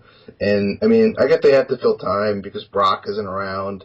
Yeah, that's what it is. They have to fill time, so they say, how can we make this play? But instead of filling time by, kind of delaying the payoff, they fill time by complicating the payoff. Yeah, and overcomplicating and. In wrestling, complicating is overcomplicating. That's for sure. There's no real good complicating. Very rarely have I seen a storyline, get very complex, and it actually is to a better end than if they just told a simple story. That's why people love wrestling, because it's very easy to understand. Yeah, and it actually has gotten a lot of like main event level kind of. It's been kind of positioned like on Raw for the last couple of weeks as kind of like the main event angle, but simply is just due to Undertaker's not around, so you can't do anything with that really. Or Brock or Sting. Yeah, exactly. So it's just kind of the last, the next thing down. They've given the Intercontinental thing a lot of time. Cena and Rusev have got a lot of time, and this is just kind of all right. Well, then I guess we're giving 40 minutes to Orton and Rollins throughout the show in one way or another. Just in terms of in-ring, though, I think it's going to be really good. I think Rollins is probably, aside from Daniel Bryan, the best worker in the company right now. I think he can have a great match with anybody. The triple threat match of the Royal Rumble, I thought just him being in there just added a great dynamic, and he brought it up to a whole new level. Absolutely. And MVP of the company last year, and no doubt. The real chance for Roman Reigns' title reign to feel cool, special, higher stakes, to feel like you're getting higher quality action with these younger guys in the title picture. So I expect him to go over Randy Orton. I expect that to be the main event in April if they don't rematch Brock now that he's back. And I expect Reigns and Rollins to really be the program of 2015. And we'll see if it rises to the level. But Seth Rollins is a guy who has, he almost strikes me, thinking back to the Tyler Black days and that Royal Rumble match you mentioned, a guy who's got like 30,000 times the ability or the bullets in that chamber than you realize in the ring. Yeah. And if he lets it out in a controlled release way to where like every month he does something freaking nuts on pay-per-view and is, kind of picks his spots to show how really gifted he is, then he can really make the shows and the matches he's in seem cool, and hopefully make Roman Reigns seem like kind of like a higher caliber, more evolved in-ring performer, and a glimpse of which we got against Daniel Bryan. And I think Seth Rollins is a guy who could bring similar quality out of Roman Reigns. It is actually positioned as a heel and positioned strong enough as a heel that it would make sense that he'd be the title challenger. Yeah, and I actually had when the Royal Rumble match was taking place, like a part of me really thought that maybe he'd go over, because I think if they wanted to put Reigns in the main event, he was the guy that was going to get the best match out of him. And then I feel like even if it's not him, there's always an interesting dynamic to me. Like, what if the Money in the Bank holder won the title without it? And what could you do with that dynamic? Like, if you were to lose it, immediate rematch right away, maybe, there's a beatdown afterwards and he's like, oh, no, I'm going to get my title back, thanks. Gets it back, yeah. That's smart. That's one twist on the Money in the Bank stip that they haven't done yet, is the guy wins the belt before cashing in. Yeah, and I thought he was a guy that could have taken advantage of it, and he could have faced Reigns, then you couldn't put Brock in with, whoever, and still have a high caliber kind of match with him, and maybe it's just Orton. Maybe just switch the two and have a good match with Orton, because I think Orton probably could have carried Brock to a good match, and I don't remember them ever working together. So I think that's something that maybe they have always in the back pocket, but it reminds me so much of the Randy Orton Punk match where they just kind of both had a chip on their shoulder in terms of where they're positioned on the card. They went out there and they had the best match. They stole the show. So we'll see what happens. And like you said, Rollins just has so many things he can do. And it seems like every match he pulls out a couple moves that I haven't seen him do, since the Ring of Honor days or in, months and months. Like, he does that running power bomb into the turnbuckle and some of the flips and suicide dive. He hasn't, he pulls out that springboard flying knee, which I think is awesome. He's gonna, and Orton isn't someone that has the best, quality of moves, but as I think Jericho has kind of said, he's just such a psychologist. He's got such a good way of taking moves and putting his moves in the right position. So I'm expecting a lot from these guys, and on a show that has a lot of mystery in terms of what we're going to get in ring, I feel like they have to deliver, and I expect them to. So the odds are very even. Rollins is at a minus 135, Orton's at a minus 105. I mean, basically a coin flip. If they want to have Rollins cash in, I mean, that Money in the Bank briefcase technically expires in, June. So not a whole lot of time left on it, and if they want to give him some momentum, I feel like you have to have him win. Otherwise, he's going to be added to that not-so-awesome list of Money in the Bank holders that haven't actually won the title.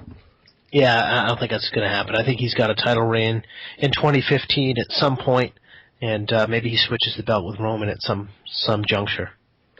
There's been some speculation that maybe there could be some way to get Reigns a little more of a babyface push in the main event is if Rollins were to come out and they could do something with that. I just don't think I feel like that's too raw-y, so to speak, in terms of a segment.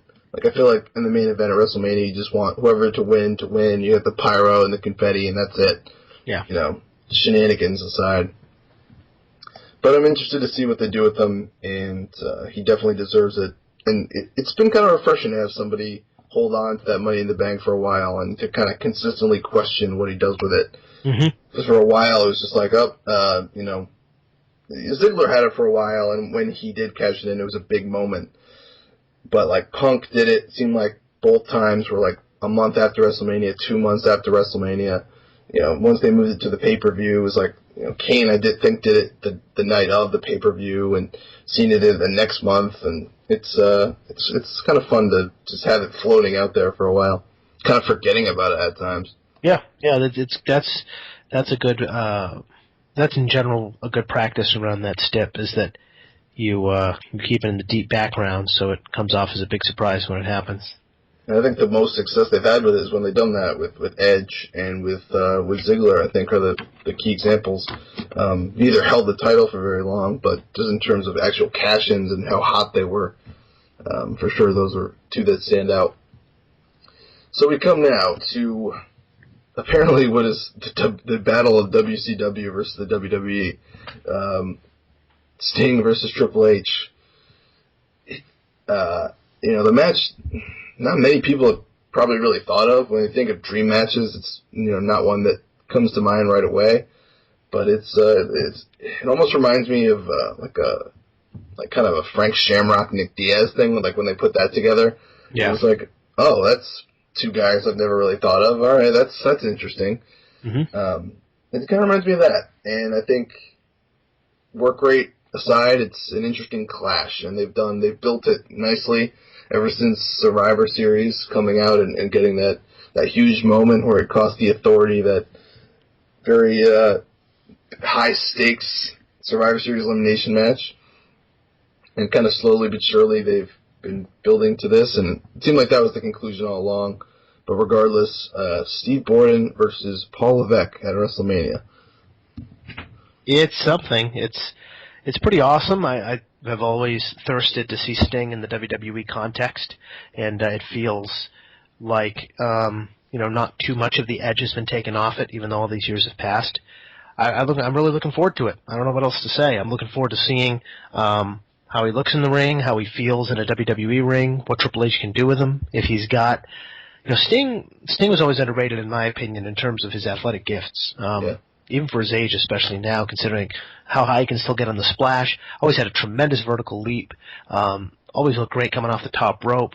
Really had a cool array of moves, too, and was able to trade. Remember, what was it, 1999 on Nitro. He had a WCW title match with DDP that was like 25 minutes. It went over like 3. What a killer. There was tombstones. Like 3 or 4 segments long? Oh my God, and I always remember being like, God, people don't realize Sting can do this. Like, they really don't appreciate that this is in him, because the gimmick that got him the most over was so very limited in terms of in-ring time. So I look forward to seeing. Well, that's because he was in there with guys like Hogan and Nash and Goldberg and those guys. It's true. That is true. So I look forward to seeing what kind of stops he pulls out and how the match comes off and comes together. Looking forward to seeing how familiar the crowd is, even though this is a very hardcore crowd coming to WrestleMania, with Sting's moveset. Do they pop for the Scorpion Death Drop? Do they pop for the Death Lock? Do they pop for the Splash? I think when he did the Splash 2 weeks ago on Raw, it indicated that they were sort of on board with what Sting's signature moves are and were. But I don't know. I don't know about the finish either. I'm curious. Like, does Triple H do what he has to do usually and put someone down and get that 3, Does Sting have to count those fucking lights like so many before him because that's the way it has to be? Or I have to stay over. Yes, well, that's true. The fans know, the fans want him to go over. That's why he goes over. And so, is there upside in Sting winning? Where do you go from there? Does he have a commitment beyond the show? I'm sure he does, but what does it look like? I don't know. I'm intrigued about every aspect of this match. I didn't expect to be. I expected just on paper to be intrigued by Sting's first WWE match, but the finish I'm curious about. What Triple H can do with him as a particular opponent I'm curious about. I like this, and I think they haven't fucked it up. And as far as storylines, and overthinking things and making the wrong moves, they came kind of close with that voiceover video for the most part. Yeah. Triple H knows the truth. He knows how to protect his own program so that it doesn't lose the steam, and I think we see that illustrated here. For sure, and for all the flack he gets and flack he deserves, he knows what he's doing. And I think not having any physical confrontation between them other than, Sting hitting the Scorpion Death Drop a couple times. And letting Sting be domineering. Right. Not taking the air out of the balloon right away and saying or doing something that makes Sting look like less than a physical threat. I thought it was coming last night when Stephanie came out. I was like, oh, she's gonna say something. And she got little shots in. Yep. But nothing. Got to do the beatdown angle so people want to see Sting come back. It's like, no, you don't need to do that. Yeah. You need to make Sting feel like this kind of untouchable sort of, spirit among men, just like floating around. The mystique needs to be there. Yes. And Triple H gets it, and he's a cowering chicken shit heel, and he's good at that, and he just doesn't always do it when he should. He did it here when he should, and Sting has been the beneficiary of it, and this match and this show have been the beneficiary of it as well. Yeah, and they put over the bat really well. Yep.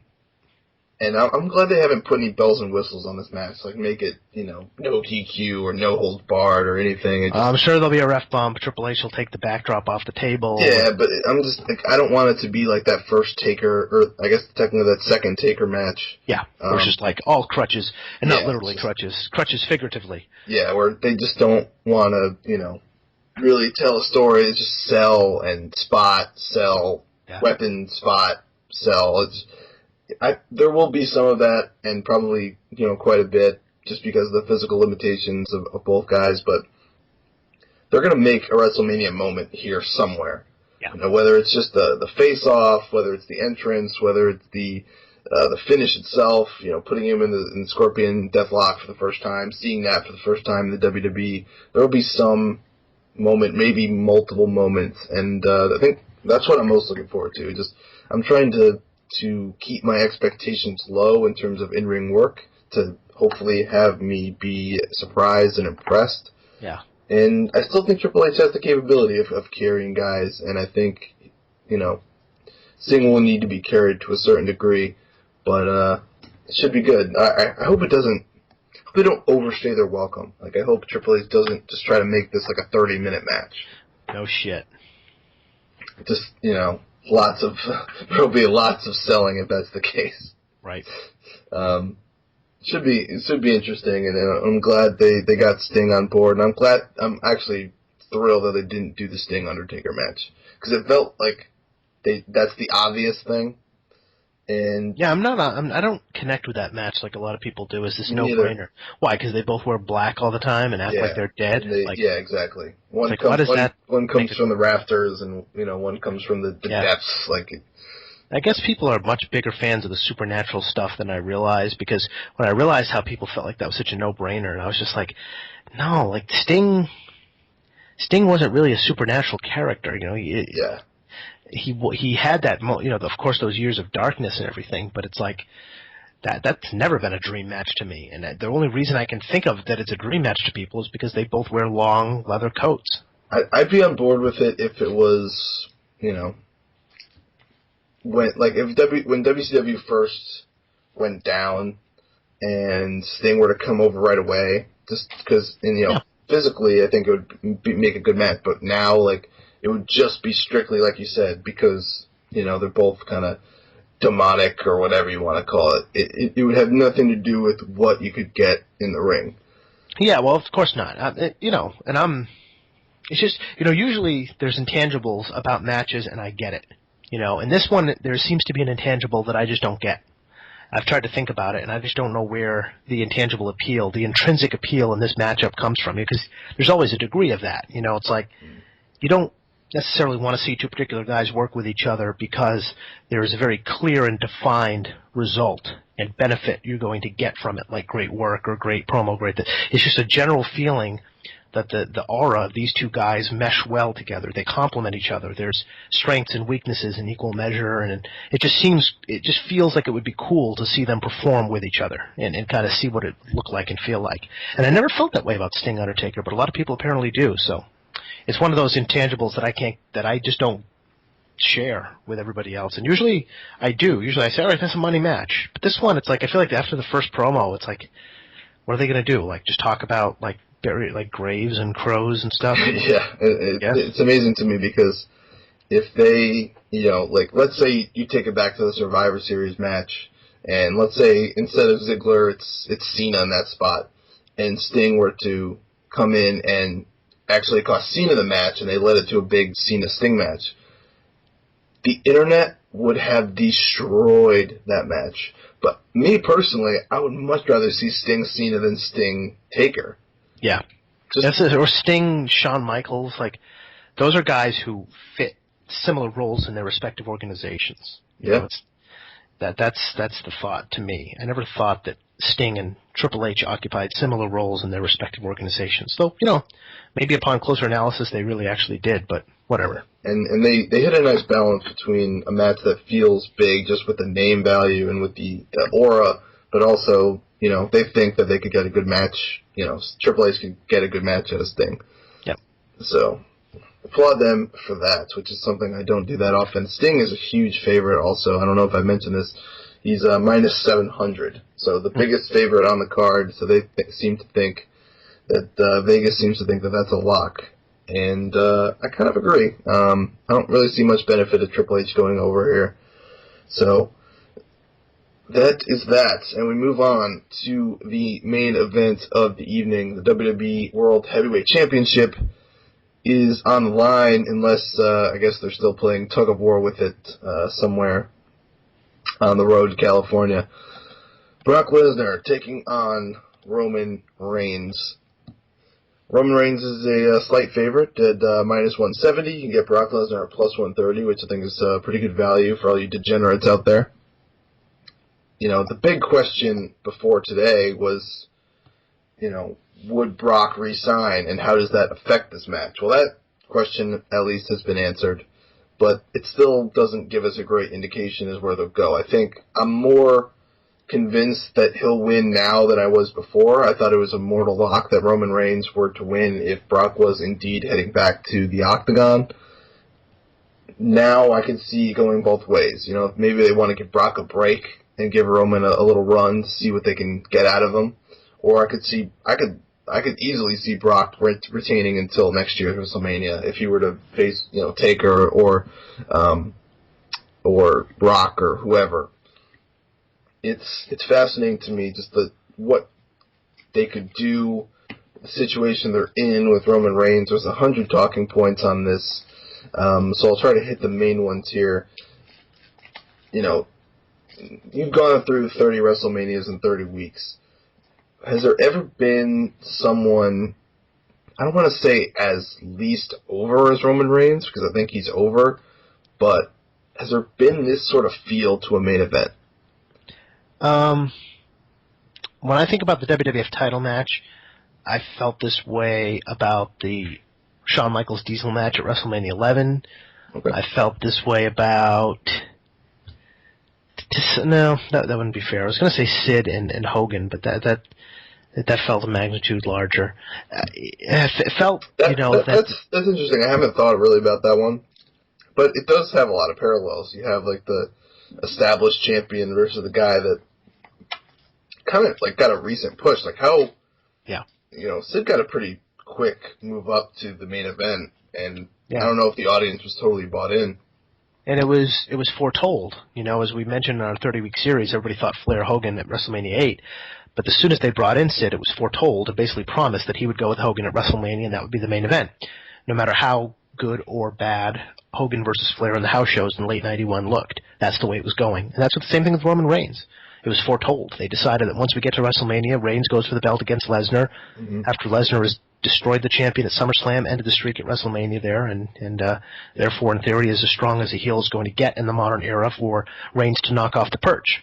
And what better way to launch a babyface champ than that? So I suppose there is that similarity. I'm just thinking in terms of feeling like the guy who is being presented as the person climbing this great mountain is not really received with a lot of enthusiasm by the fans for going for that gold. And no, I can't really say I can think of another example that fits it. You know, I can think of instances where the inverse is true, like WrestleMania 18 with Jericho and Triple H. It's like that was so overwhelmingly about Triple H coming out with the belt that it was like, by comparison, Jericho just seemed like a not out of his league, but pretty close to that. And that's kind of what Reigns feels like. It's cobbled together. It's quick. You know, you think about Diesel headlining WrestleMania 11. That's in March. He'd won the championship from Backlund in November. It wasn't even on Raw. It wasn't even on a pay-per-view. It wasn't even on live TV. Just so shot put together. Yeah.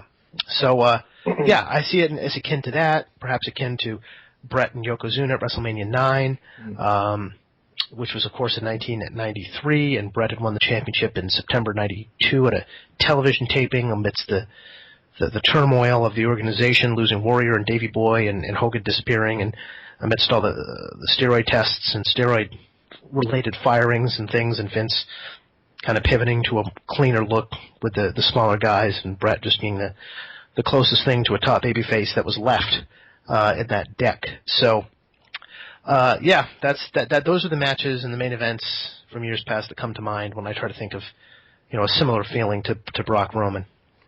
What do you think the kind of turning point was for people with Roman? I mean, everyone points to the Royal Rumble, and for good reason, but even in the weeks leading up, it felt like the crowd was kind of turning on them, and usually when a guy returns from injury, he comes back with just a extended level of hype for anything else that... It's when he started doing promos, and people realized that he didn't come across as a badass when he opened his mouth. And I think a big part of it is you know, I hate to use the phrase "shove down people's throats" because it's so overly used nowadays, but people saw very clearly, like you said, that this was the plan from the beginning, and they hate that tunnel vision kind of mindset. They hate when, like, WWE has this plan, and they refuse to consider other options, I think. Well, they hate it at the expense of Daniel Bryan. You know, if Daniel Bryan had stayed home, this wouldn't be as much of a problem. Yeah, I mean, but even that for sure with Batista the year before as well. You could say the same thing.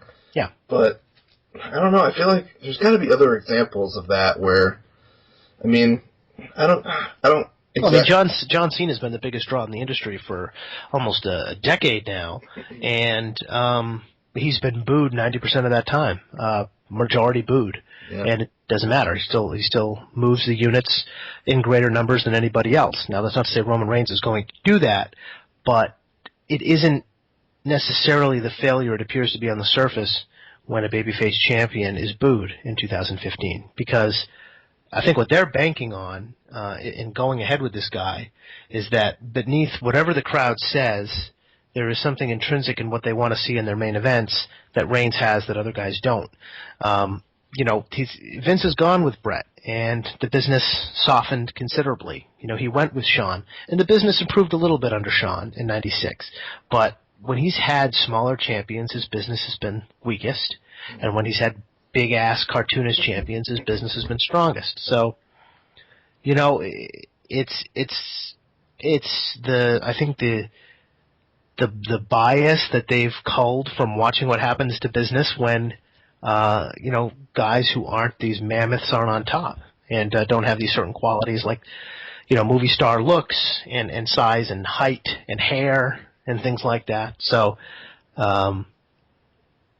so that's where we stand, you know, is the thought that even if people are going to boo this title change, even if people are going to boo Roman Reigns, in the long run, people are going to be more willing to accept him as a main eventer than other guys who might ostensibly get more cheers in the building, but to the wrestling public writ large, will get people to kind of turn away or be less engaged or somehow be confused to the point of not caring when they see a guy who doesn't appear to be physically any kind of a big threat, as outdated as that perspective is, you know, being asked to receive that person as the top guy and the top fighter really in the organization. So, yeah, honestly, I think a lot of it's just bad luck. I think the fact that Daniel Bryan came back at virtually the same time took a lot of the steam out of him.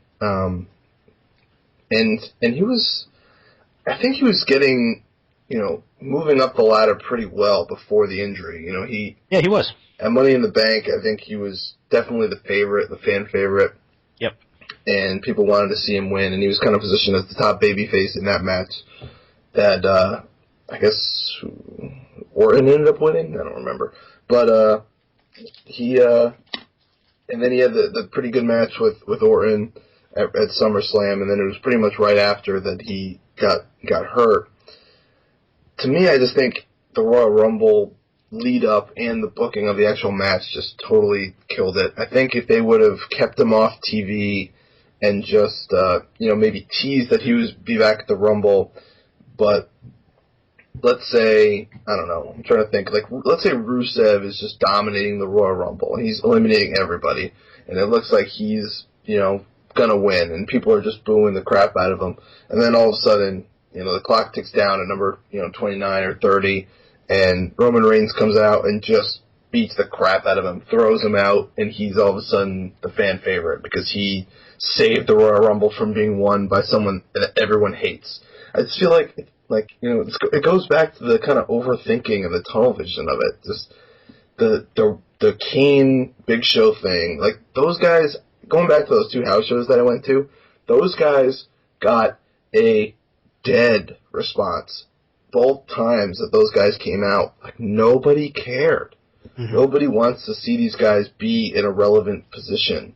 Like, it's just, when they were the foil, it's just like, okay, there's two guys that we could care less about that we've seen for, you know, 2 decades, and it's this, you know, the you know, Vince's crown champion. Like, why are we into this? all of our dudes just got eliminated. Bray and Dean and Dolph, and they tried to kind of save it with Rusev there at the end, and then The Rock, but it was dead at that point. And I think that just totally killed him. Like, there's a path to Roman Reigns being a huge fan favorite. He does cool moves. He's got a look. He was in the Shield, which was hugely over at the time. His promos improved. His promos sucked in the beginning, and they were scripting him too heavily. Oh, the Big Show fairy tale one is literally probably the top 3 worst promos I've ever seen. Yeah, they were trying too hard to find something in him that showed range. It's like, no, he kills people. That's what he does. Okay? What's so hard about that? Just look at the Goldberg thing and just, please, get your act together. Right. Everybody's Goldberg, okay? That's how you get a babyface over. It does seem to go back to that. He beats ass. Yeah, it's just, it's like that overthinking thing. He doesn't tell jokes. He doesn't, doesn't need to sell for 10 minutes. Audition for an SNL hosting position. He kicks ass. He doesn't need to have a talk with Renee Young every week. Right. Yeah, but they just, they want this kind of full suite of characteristics and abilities and traits in these guys. And they try to force it out of him, all the while the crowd's like, why do we have to watch this guy try to show comedic ability on a promo, or show like that he can make 4 or 5 different facial expressions and emote? It's like, no, Yeah, he tries so hard to be funny, and he probably is. Like, there's times where he's had funny moments. It's just they script it like, okay, and here's the part where you be funny. Like, that's right. Here's the part where you get a laugh. Like no, just let it happen. They feel like they have to control everything. Everything.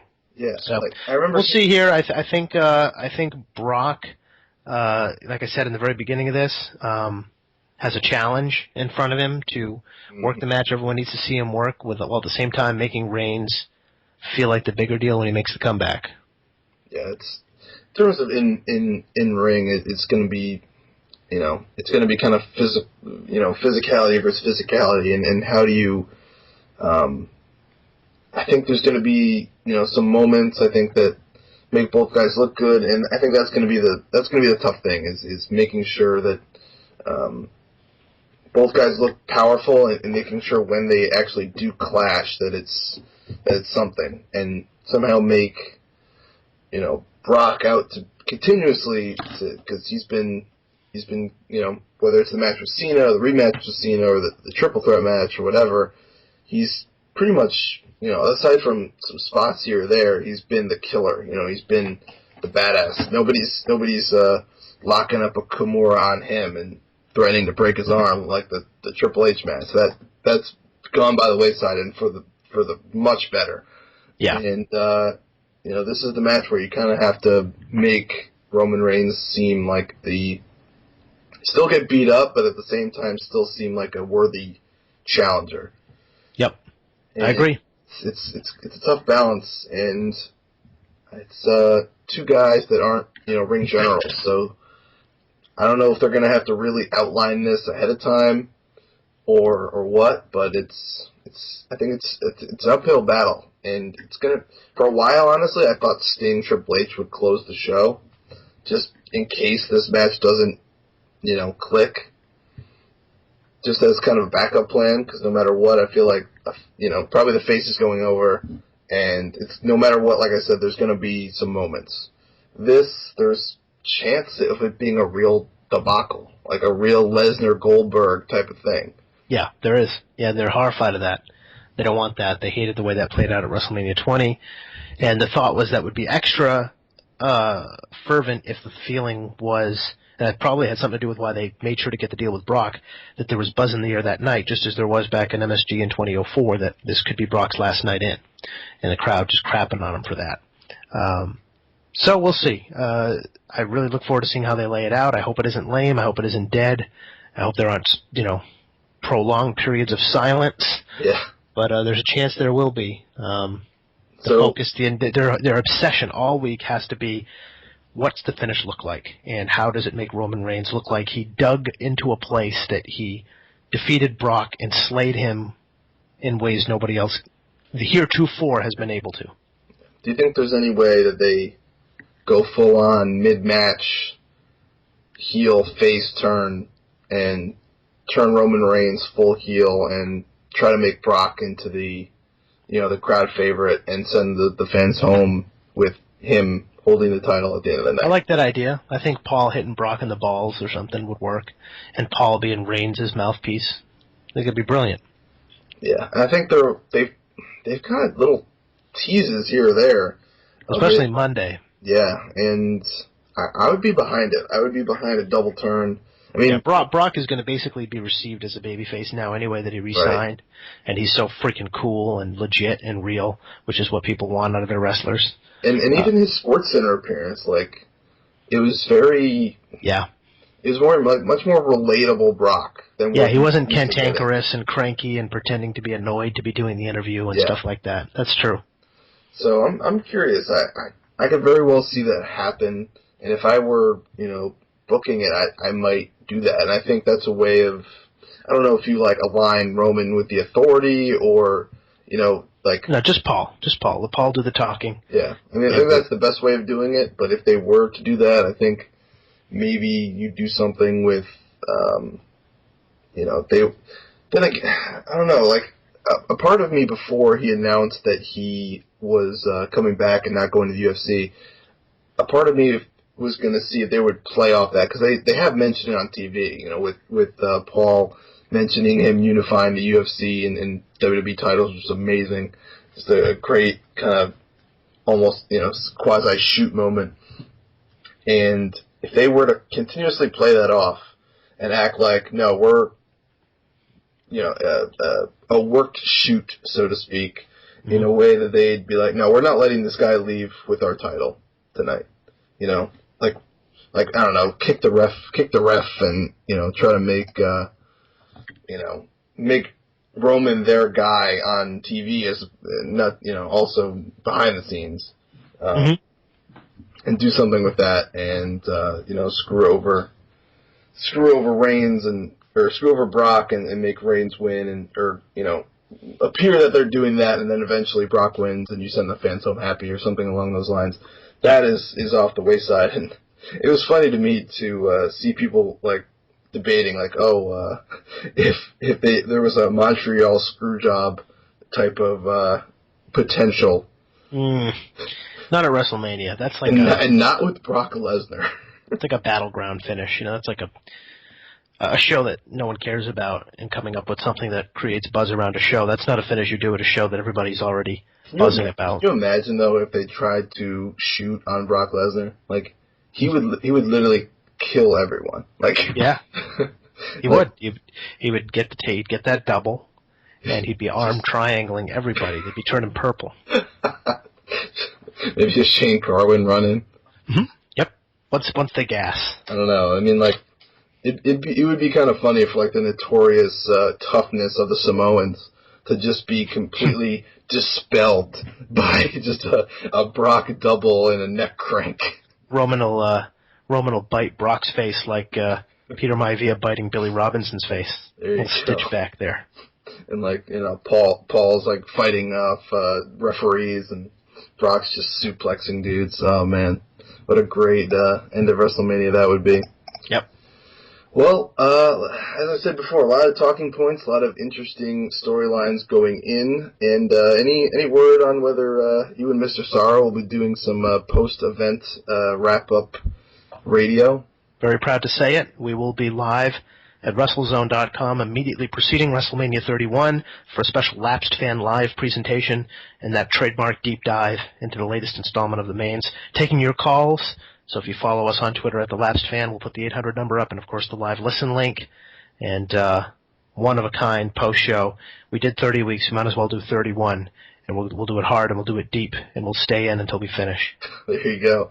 Well, you can, I guess, consider this a preface to that 31st amendment into the WrestleMania journey. There you go. And you got the preview for myself and one half of the co-chairman of the Last Fan Solar System, and you'll get the wrap-up, WrestleZone.com. You can check out the Last Fan, and if you haven't done so already, what the hell are you doing?